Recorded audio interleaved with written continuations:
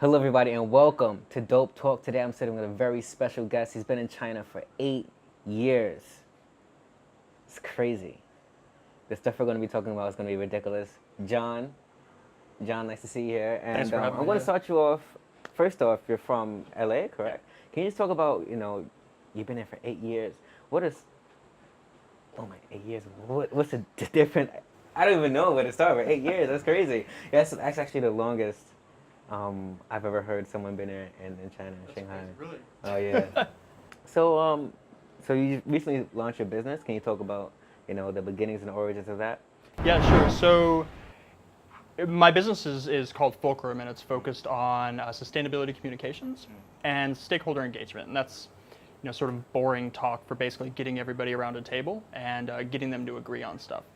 And that's really been my whole professional career. So 15 years spent in getting people to talk to each other. I started off at the UN in New York. I was with McKinsey, AC Nielsen, but always working on sort of public good. So when I came to China, I worked with a large multinational consultancy focused on sustainability.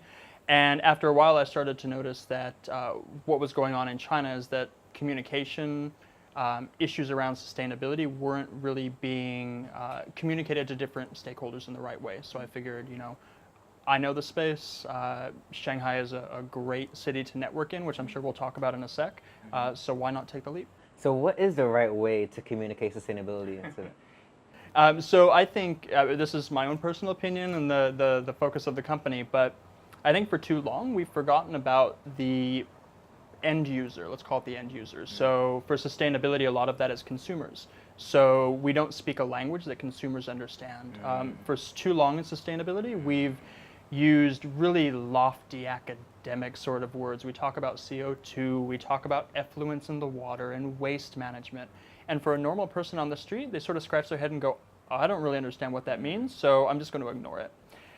So what we're trying to do at Fulcrum is really change the conversation to use language and approaches that a normal person on the street is going to understand, and they're going to go, oh, I get it.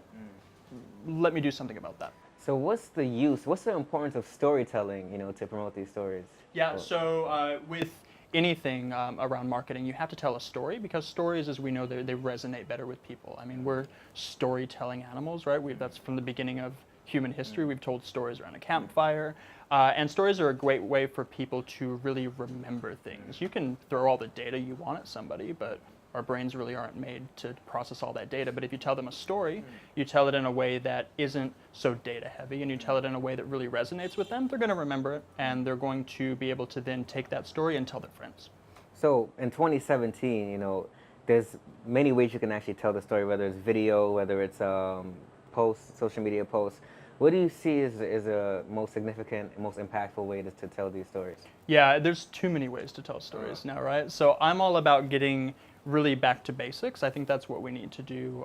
For most companies, they're so focused on things like celebrity influencers, right? And I just read a report this week that only about 10% of people actually pay attention to these celebrity influencers, but at the same time, companies will pay up to $1 million RMB a post. This is in China. This is in This is in China, not in the Western. In the West, it's worse. So if you're trying to hire Kim Kardashian, I don't even know how much she's going to charge you. But people still won't pay attention to the message as much as most marketers think they would.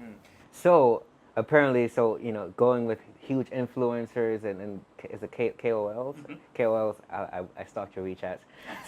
Right. So going with KOLs or influencers, that's how I consider them.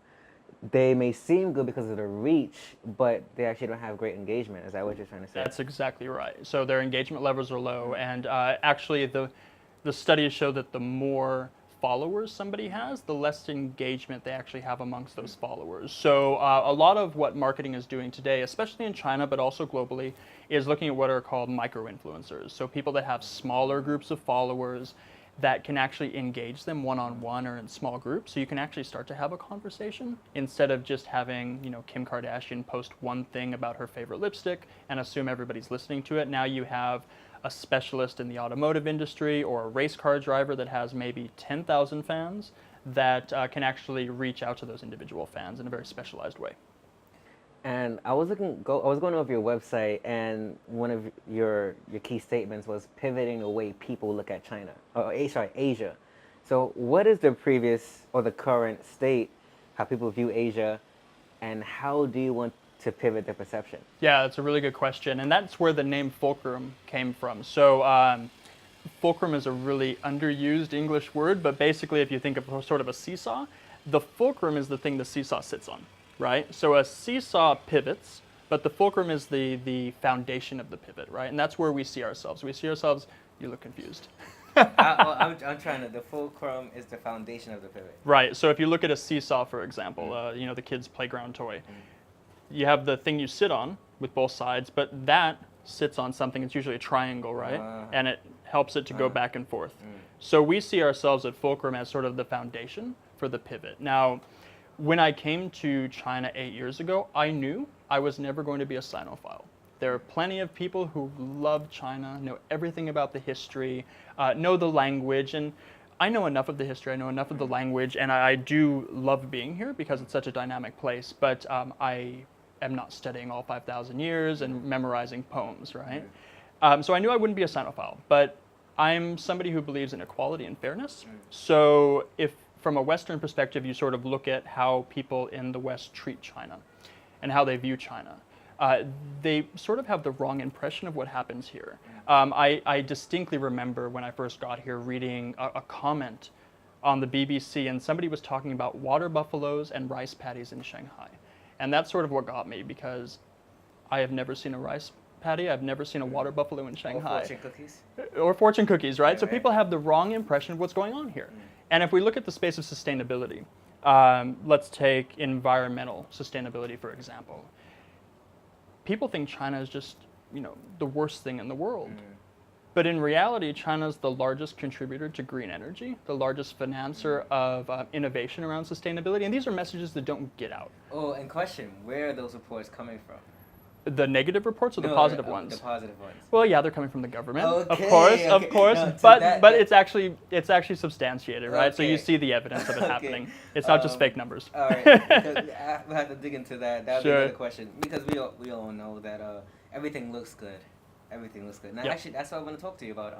So, in China, we all know, well, Western society, that's how we think, is that China's all about speed.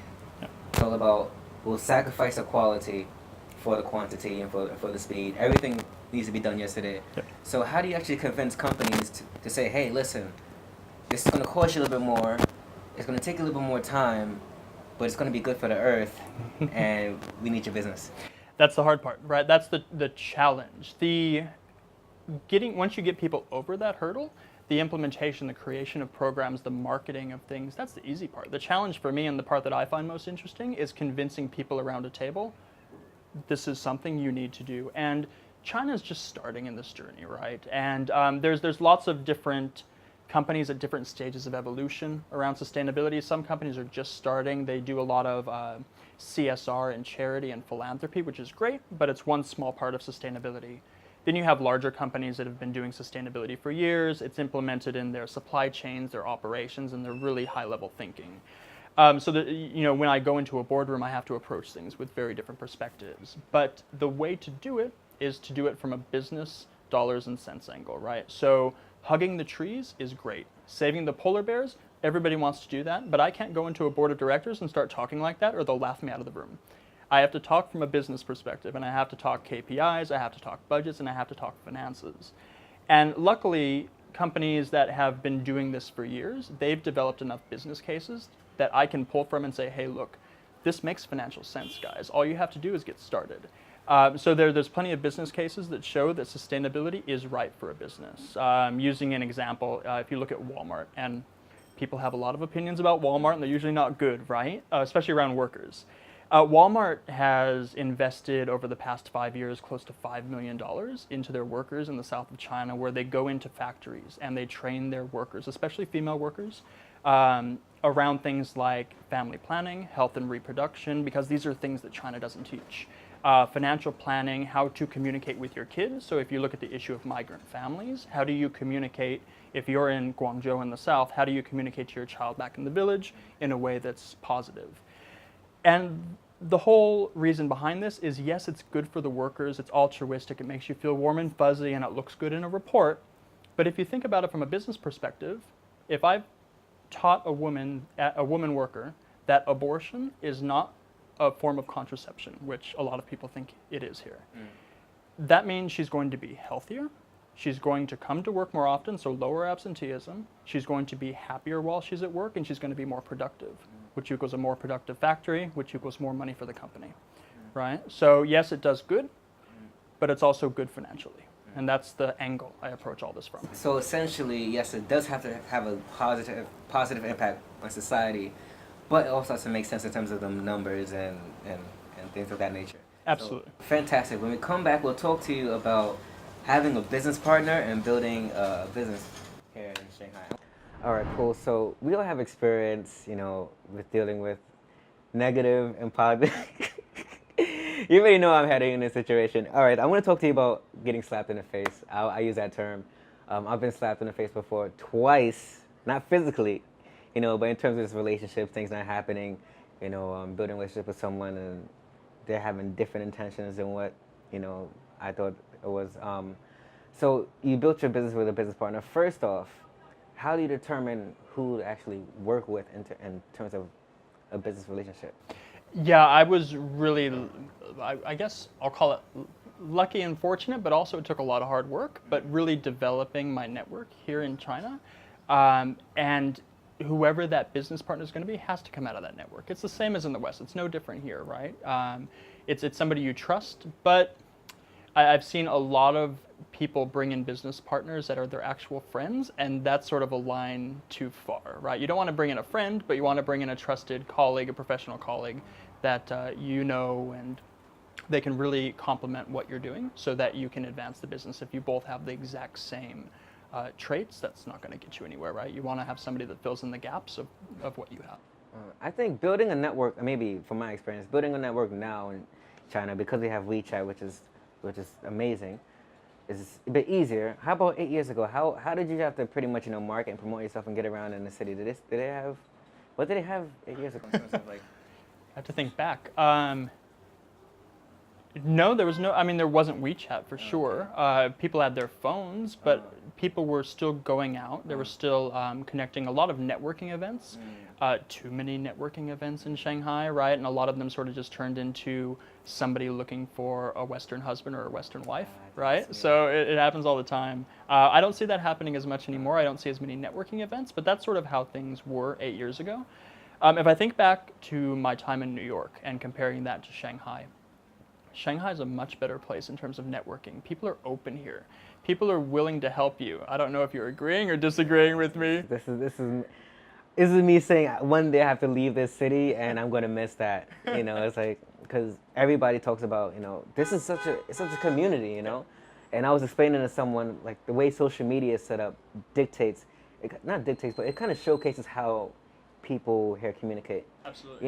In Western, you have Instagram, Facebook, Snapchat. It's like everybody follows one person. Sure. But WeChat is like, okay, let's build a community around each other. Yep. So you bounced around from LA to New York to Shanghai. What was, say for someone coming in from New York, what would you say the one thing you would say, okay, you're coming from New York, but forget that mentality. What's the one piece of advice you would tell someone coming from this society? That's easy. Forget the competitive mentality because it doesn't exist here, right? I don't mean competitive in the sense of having drive to do something. People here are very driven in Shanghai. Local Chinese plus expats are all very driven. I think a lot of that is because of the cost of living here, which is something people are usually shocked about, that Shanghai is so expensive. So you have to be driven, you have to be motivated, and you have to really want to do what you're doing. So if I think back to my time in New York, people are super competitive, but in a bad way. Competitive in the sense of holding cards close to your chest, not sharing information, keeping your small cliques and your small niches of people, and you don't go out of that. And I was guilty of that too. That won't work in Shanghai. If you come here and you try to be competitive, if you try to undercut everybody and you're not willing to network and get out there, Shanghai's not going to work for you. Now let's flip-flop it. Do you think someone from Shanghai with that community mentality can go to the States? Do you think it can work? I think it's probably an easier sell to come from New York to Shanghai. If you're coming from Shanghai with that community mentality going to New York, you'll have to find the right group of people that have that mentality. And I think that's, and I've only been an expat in Shanghai, so I might be speaking out of turn, but I think that's sort of the expat experience, no matter where you are, is you have a very unique mindset when you return where you're from. And a lot of people, especially those who haven't been an expat, even as cosmopolitan as the city as New York is, the world's most cosmopolitan city, center of the universe, people are still very much about New York. They're not very globally minded, right? So to find other expats, to find other people that have that shared experience, if you're returning back to New York, that's what it would take to really thrive there, or just become competitive like everybody else. So you recently just started your business 7 months ago. Yep. And back in January. Yep. So here's kind of a more of a personal question, not a personal, but a question just to get things running, get your mind running. Let's just say U.S. currency, you get $100,000, right? But you can only spend it in one area of the business, marketing, administration, equipment. What area would you spend that money on if you had 1 month to use it? That's a very good question. I would, at this stage of the business and where we're developing, I would reinvest it, or reinvest, let's say 80 or 85% of it into business development. Business development. Yep. So getting new leads, getting new irons in the fire, and then keep the rest either for administrative costs or for marketing, because that's part of the branding of things. Now, as if well. you had to, you had to use this on one area. You I tried to get out of that. You can't say, I'm going to reinvest it, I'm going to save it. No, you have 1 month to use it. Yep. You can only spend it on one area. You said business development. Business development. For Business development. So what are the areas of business development? Because that can be marketing as well. Yeah. So I think if it's $100,000 US, I would bring somebody in to really get out there and be driving, getting sales, getting leads, getting briefs back into the business. And what that would do is that would free up my own time to focus on some other areas of business development. And so as a consultant, because you're a consulting company, correct? So you're basically, in a sense, selling information? I'm selling my brain. Selling your brain. Yep. So now this is my question. So now we have all these different avenues of information. Data is not inaccessible anymore, you know? So how do you actually convince clients that they need to purchase information? That's like the third part. First off, is like, how do you prospect people who need this information, and how do you make them clients? So at this stage, I mean, I have, like I said, a very strong network, which is a good thing. But I'm starting from sort of a blank slate mentality, where I think that with very few exceptions, if you're a multinational, if you're a Fortune 500 in China, you need our help. Because at this stage, very few are getting it right in terms of what I would classify as right. So in that sense, everybody needs the help. In terms of convincing people why us and why at all, it's the business case that I was talking about earlier around financials, but really what Fulcrum brings to the table are very tried and true consulting methodologies pulled from, again, my experience at McKinsey or at AC Nielsen, that makes marketing, which is a qualitative science, makes it quantitative. And that then feeds back into this idea of financial return, right? Business leaders want to see quantitative numbers, they want to see KPIs. And in the sustainability space, nobody's really using that. It's very qualitative. And I'm trying to get us away from qualitative and more into the quant space. Can I just get your background? Because I think I have a dope question to ask you, but like, can I just get your background? All over the shop. Yeah. So Because you seem like a very business-oriented person, or no? I am, but my background's always been the public sector. So okay. I probably should not be as business-oriented as I am, right? Okay, I should be more Greenpeace. Maybe it's the questions I'm asking you. That may be my bad, but that's, no. that's the vibe I'm getting. Okay. No, I mean, I started at the UN. I've always been public policy-minded, public good-minded. And then I think when I moved into the private sector, so AC Nielsen, McKinsey, I started to get more business mentality. And I've always been more of a pragmatic altruist, right? So a lot of altruists are, let's hug the polar bears in the trees, let's be like Greenpeace and, take over a ship and see if that does any good. That doesn't do anything. And so for me, that doesn't make sense. So I'm trying to do good by working with business versus against them. I think that's the right approach. And because of that, I've had to learn how to speak a business language, which is not native to me. doesn't it feel like you're working backwards? You're working in a backwards industry. And let me explain by that question, because everyone talks about how we want to be green, we want to save the earth, and they'll say it, oh, we want to be green and all that stuff. Then they'll go home and take a 30-minute shower, and then they'll turn on the TV for like eight hours, sleep with the light on. So we say these things, but then we don't actually go out and actually do it. What will it actually take to get not just people but companies and society to really just move forward in this and sustainable mindset? Sure, and I'm going to say I'm pretty unique in the space, because if you talk to other people in sustainability, they're going to talk about living off the grid, developing compost heaps out of their trash and all this sort of stuff. And I don't, that's not going to work, right? Nobody's going back to the dark ages. Nobody is giving up their iPhones, right? We're not doing that. So let's be realistic about this. I don't have the time to build a compost heap in my backyard, so who else is going to be able to do it? A very small group of people. And a small group of people, yes, I know all the quotes about how small groups of people create change in the world, and that's all fine and fuzzy.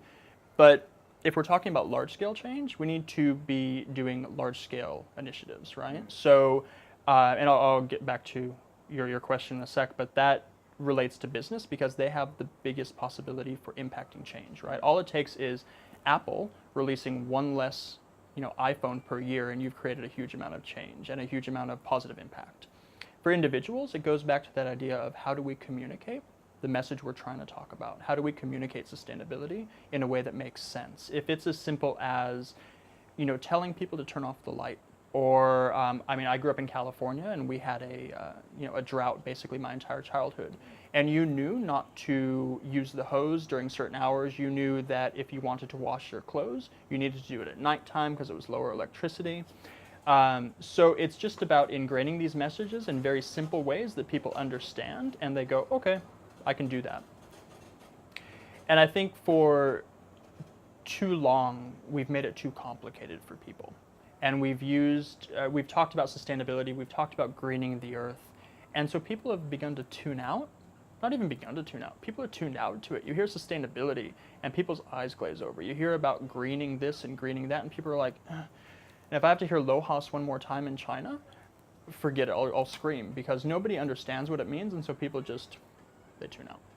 And we need to change how we're approaching this. And that's a good point, because I spoke about sustainability a few times, on this show alone, and it seems so grand. It seems so like, oh, we need to do all this.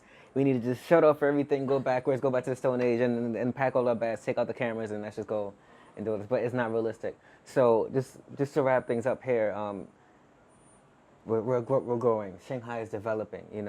The cities are going to grow. We're going to have more technology. We're going to have more phones, what have you. So what are the things to keep in mind as we continue to improve in technology? Yep. So especially with technology is our friend, right? Technology is not the devil hiding in the shadows that we should avoid. If you think about the development of the earth, if you think about, I'll use an academic term, but inclusive development, which is basically the idea that as the world develops, everybody gets a share of that pie. That's realistic. That's altruistic, but it's realistic too, right? If you look at China 15 years ago and the advent of cell phones, now everybody has a cell phone. Not just a cell phone, everybody has a smartphone.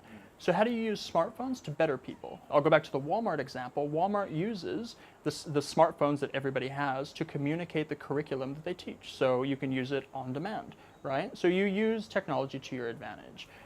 In a lot of places in Africa, for example, in Kenya, in Bangladesh and India and South Asia, they're using phones for mobile banking. So people can actually, for the first time in their lives, have bank accounts. And that leads to independence, right? Which is all part of inclusive development. So use technology to the betterment of humanity, I think is a short way to answer that. But as things develop, just continue to use whatever the next iteration of technology, whatever the next big thing is, to help everybody out.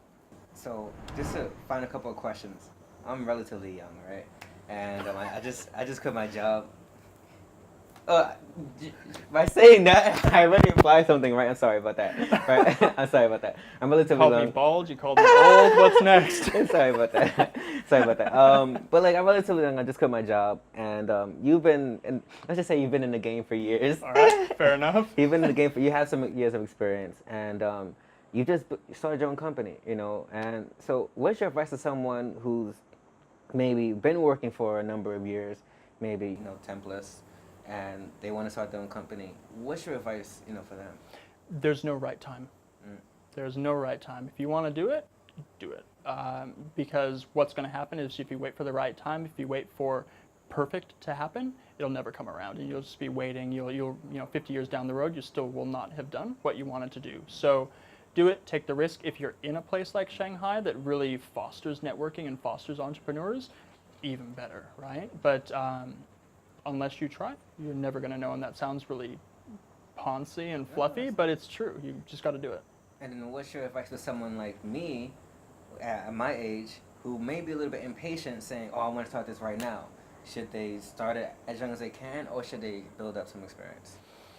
It's going to depend on what you're trying to do. If you have the experience there, that's not going to hurt you. I think the real clincher of the critical thing you need to have is the network that you can tap into. Probably the worst thing an entrepreneur can do is start their business without knowing from day one who they're going to approach as clients and having the relationship going. If you start day one and you're cold calling people and you're starting from scratch, you got a long road ahead of you. So have that network, have the people you can tap into, have the support mechanism as well, right? So family, friends, people who can be there, people who have been through it before, entrepreneurs who can advise you. You don't have to have this formal mentorship program, right? That's fine if you do, but just have people you can talk to that have been through it before, because they'll be able to say, you're screwing up, do it this way, this is what I did. And on top of all of that, listen to what they say, but take it all with a grain of salt, and then sort of, you know, make your own path as well. All right, so final couple of questions before we wrap up. Speed round. Speed round. What does it mean to be a CEO? What does it mean to be a CEO? You know what? Being a CEO or a founder, I call myself the chief storyteller because it's a little different, but it opens up a lot of doors, because for some reason people look at that and they're like, oh, you must be an expert in something. It's only been 6 months, you know, since I've left my other job, but for some reason now people will talk to me. Really interesting transition. How do you measure success? How do I measure? You were ready for this and I wasn't. How do you measure success? So for me, what success will look like is a change in how we're approaching sustainability. And I know that it's going to take patience, because I'm talking long term, real sort of the Chinese long game I'm talking about, right? So I'm patient enough to wait that out. Last final one. Huh? What do you want your legacy to be when everything's said and done? I like that question. You It's a love good it? one. I Yeah. like asking that question. So everybody talks about their fear, right? What are you afraid of? People are afraid of the dark, they're afraid of spiders, they're afraid of whatever. I'm afraid of not being remembered when I die.